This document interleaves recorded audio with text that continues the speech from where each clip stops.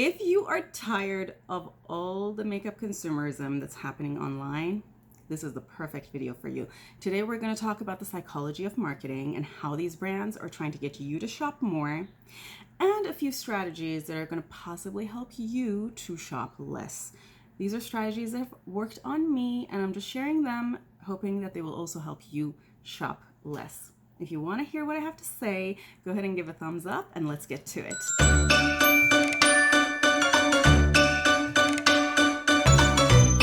Beauties, I'm gonna do my look with my dupe of a Team Makeup palette from Glamlite and housekeeping rules. My nails are from Clionadh. I forget the name of the green one. I believe this was from this year's holiday box. And for this one, which looks super gorgeous, I put a Smedge Haze, which is one of their Chaos Collection shades on top of the green, and honestly y'all, it looks so fancy. This is a multichrome. Like, from my angle I see purple, but I think you all see green. I think it's definitely helpful to know what's going on behind the scenes when brands are creating marketing campaigns, to kind of understand how they're trying to psychologically manipulate you to buy stuff. And knowing that hopefully will help you work around that manipulation. That definitely is how it works on me, is that when I know something, it's almost hard to not see it anymore when you see advertisements. And so the job of marketing, particularly for products like makeup that are not a life essential. You don't need to wear makeup to survive. Let's be honest, we all love it, we all want to have it, but it's not a life necessity. And for these categories of things, essentially what companies are doing is they create a need in your mind for that product. And then they position that product in a way to tell you this product is going to satisfy that need. So they're going to make it look like, oh, if you wear this product, if you wear this eyeshadow, if you wear this lipstick, it's going to make you look so much better. It's going to make you look more pretty. And less so with indie products, which is the core type of products that we talk about. But at the end of the day, definitely these makeup products satisfy a part of my brain that has a need for seeing colors. So when I see colorful palettes and they look beautiful to me, because as someone who has trained as an artist years ago, I love colors. I love playing with colors. So it taps into a part of my brain that makes me feel like I want to have access to this new product to satisfy that kind of a deficiency in my life. I made a video talking about my no-buy learnings last year, and all that stuff is still valid and possibly useful to you. I actually went and viewed that video to make sure I'm not repeating any points, so nothing mentioned here is a repetition of that. A few strategies that have helped me get around that is when I see new products come out, I delay purchase. I decide I'm not going to purchase at launch. I'm going to put enough thought into purchasing the product so that I'm certain that I need this product before I actually spend money on it. Now, of course, need in any case for a makeup product is a matter of perspective. We don't really need products to survive. An alternative would be I will try to dupe the product, and in that process of duping, maybe I realize there are shades in a palette that I don't have a dupe for, or there are singles released that I don't have a dupe for. And that process of duping itself helps not only get my mind off of feeling like I really need this product, but it also helps satisfy that need at some level, because by the time I dupe it, majority of times I'm like, you know what? I think I'm good. I don't need this product anymore because I already have an alternative.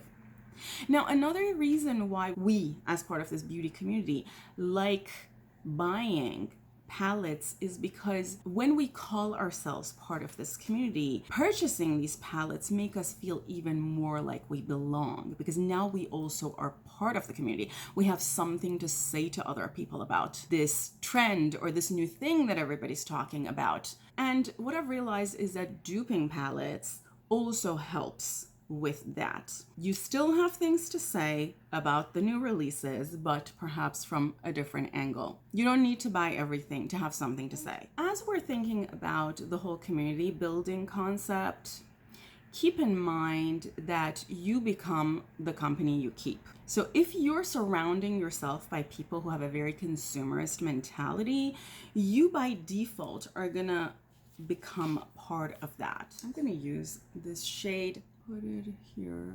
I don't know where I'm going, I'm purely improvising. And I'm saying that to hint at you that if you're subscribed to a lot of channels, or if you have a lot of friends who shop for makeup as a hobby, one strategy you can follow is unsubscribe, unfollow, and search for other alternative people to surround yourself with who don't have that kind of mentality. I went through last year unsubscribing and not watching other people's video. I pretty much don't watch hauls anymore because it's not value add for me. I have realized what I love is playing with color. So I've gotten to the core of why this space is gratifying for me.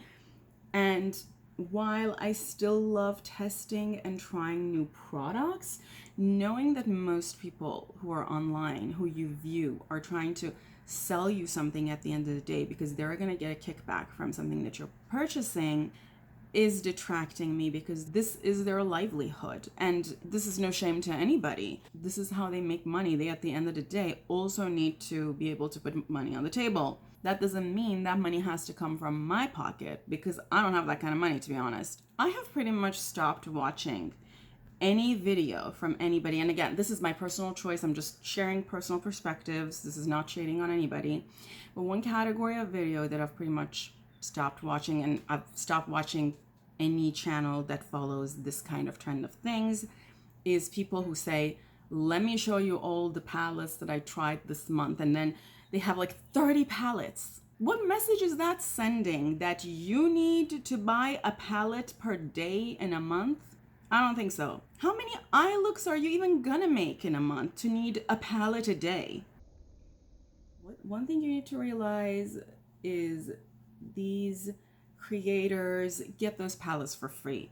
They're not paying for them. Not just that, they're making money out of putting that video up and getting you to not only view the video, but purchase the palette. So your incentive and theirs are in contradiction. It's kind of a conflict of interest, to be honest, which is exactly why they have to disclose that it is a sponsored post. I think it's totally fair for creators to post videos saying, these are products that I've tried, I want to share my experience with them. But I definitely appreciate it more with creators that are a lot more realistic with the size of their collection and the number of things they are kind of trying to sell to you. Frankly, if somebody's telling me they tried 30 palettes in a month and they actually are trying to give you their perspective on those palettes, one thing I would question is, how much time have they had to use each of these palettes? And how valid is that opinion? Which then means, are they really an authority in giving you advice on whether that palette is a good palette or not if they've used it a couple of times? Okay, I have no clue where I'm going with this look, but now that we're doing this, let's also just bring this down. If you're watching a lot of these kinds of creators for entertainment, keep in mind, you're always being influenced, even if you might not realize it. Just look back at the number of makeup palettes or products that you've purchased because that creator has told you it's great. And also spend your own time assessing how realistic you think that creator's assessment of that product is. Another thing to realize is that we live in a very consumerist society. We live in a society where it's not looked down upon if you own a lot of stuff. It doesn't look bad if you already have too many of something, but you want to buy another one of it. Not only that, all of these haul videos online and these gigantic collection videos online show me that it's even revered at some level. And what I think is that this is actually a manipulation happening by companies to get you to shop more, because at the end of the day, it's to the benefit of companies to get us to buy their product, even if we really don't have an inherent need for them. Now, I don't want to give an economics lesson here or a psychology lesson here, but recognizing the fact that we actually live in a society that's kind of pushing products on us, and in fact, it's at some level manipulative, will probably help us see these strategies playing out all over the place and everywhere around us. One example of that is shopping as a hobby. I mean, shopping should, in theory, be what you do when you need something. I'm going to go into, let's use this one. I didn't use this one last time when I did a look. By the way, I've done another look with this palette in my last bar, not to buy. I'll post it for you all. So shopping should only happen when you have a need. You figure out what product satisfies that need and you go buy that thing. But as I said, what these brands are doing is they create an artificial need in you. They make you feel like you're not good enough, you're not pretty enough, you're not thin enough, you're not whatever enough, and the only solution to your problem is that product, or that all of the other products of that category that you have don't satisfy that need. So you need to buy their product to satisfy that exact need. It's honestly so manipulative. It's almost like telling you you're not good. You don't love yourself the way you are. You need to buy this product to be better. So one strategy I have there, and I'm bringing this also very mildly under my lash line, is that if you watch certain influencers who you feel like are just, all they're doing is pushing products. They don't use the same product twice. They don't really have a lot of negative things to say about anything. Everything is so amazing and so fantastic and the best thing since sliced bread. That is probably manipulation, and they're probably trying to push their code on you. It's totally fair for influencers to think that is a good life for them. They want to be salespeople for these brands. There's nothing wrong with that. This is not shade on anybody. But that doesn't mean you have to go spend your hard-earned money buying those products. So my recommendation to you is, if for any reason you just want to watch those things for entertainment, you will probably still be influenced, but there are still strategies you can follow. One of them is giving yourself a solid monthly budget for makeup and policing yourself to not go over that. Also, of course, it goes without saying that budget has to be very well within your means. Makeup is not a necessity. And another thing that might sound obvious but a lot harder to implement is try to find other hobbies. Those other hobbies can fall into the same space as makeup, but it doesn't have to be shopping for makeup. For example, one hobby that I created to help me shop less for makeup is duping. Duping the palettes. It helps me have less of a desire to buy the palette. It's artistic and it makes me also feel part of the community and to also have an opinion about the palette. I know there are a lot of other people in this space who do shop your stash, which is something I could do if you all are interested in that, or do Project Pan. That is not something I can do. One thing I like about makeup is giving myself the flexibility to be free and use whatever I have. So forcing myself to use certain products and like using them up, it just doesn't go with how I like to use makeup. But you do what works for you. There are options. And another strategy that is also kind of aligned with Project Pans is to force yourself to use the products you already purchased before X number of times before you give yourself the right to buy more makeup. I've done this for brands, so I'm always like, I have to use all the nail polish I've purchased from this brand, or all the pans of singles I've purchased from this brand before I have permission to buy more products from that brand, because otherwise, why am I constantly shopping if I haven't even used the products that I already own? Okay, y'all, I'm using Specular and I'm putting it here at the center here. And I'm gonna use this beautiful minty shade at the center. And one last thing that I want to talk about is another strategy brand use to manipulate you, frankly, which is they use nostalgic things that might inspire a certain feeling in you because they know that's gonna get you. So they will use that to get you to shop more.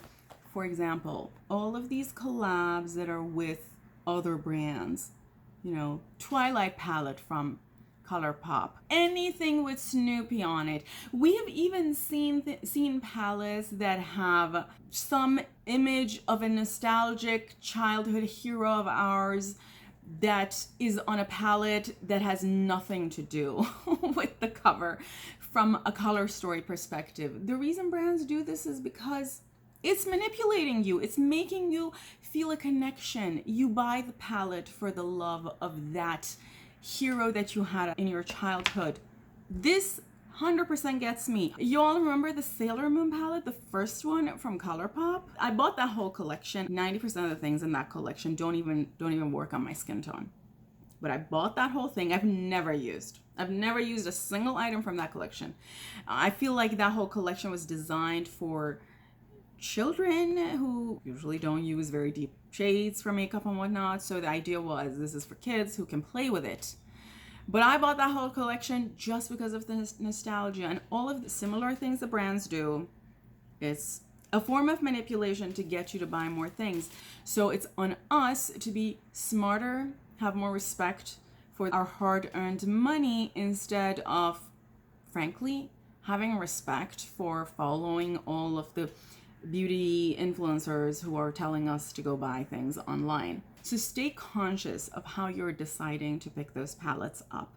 If you're seeing your childhood hero on a collection or some movie you used to watch that you absolutely loved as part of a collab, imagine that movie or that childhood hero or that insert in the blank, whatever category, is not connected at all to that collab. Would you still buy it?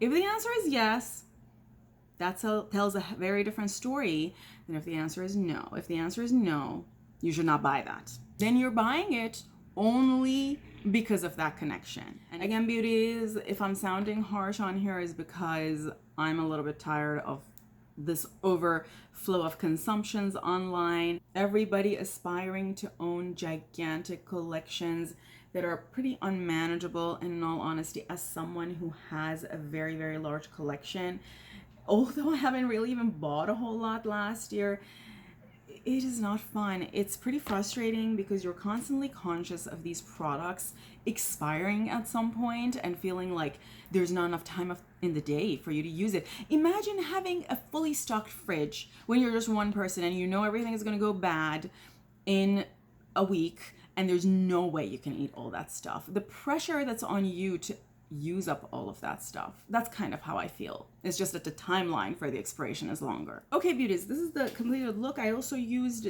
this lip gloss in the shade Spicy that I had from Ofra already.